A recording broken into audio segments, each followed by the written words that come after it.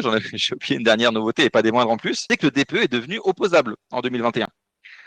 Alors qu'est-ce que ça veut dire? C'est-à-dire qu'avant 2021, peu importe ce qu'on produisait comme DPE, alors c'était, pour être honnête, évidemment un confort pour nous, bien sûr, c'était un point en moins, mais à l'époque, on ne pouvait absolument pas remettre en cause notre DPE, ou en tout cas, on ne pouvait pas forcément s'en plaindre.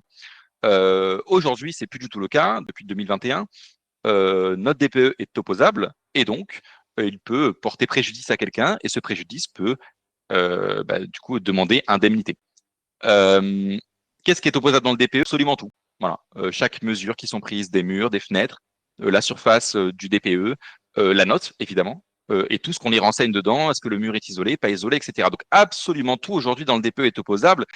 Et ça, il faut bien comprendre, c'est que forcément ça a apporté des changements dans la façon de faire de certains diagnostiqueurs, puisque on passe d'un DPE, d'un papier qui n'a presque aucune valeur juridique, à un papier qui en a beaucoup. Et donc, je pense qu'il y a beaucoup de diagnostiqueurs qui, à l'époque, pouvaient se permettre, par exemple, de croire un propriétaire qui lui disait je vous promets, monsieur, mon mur est isolé.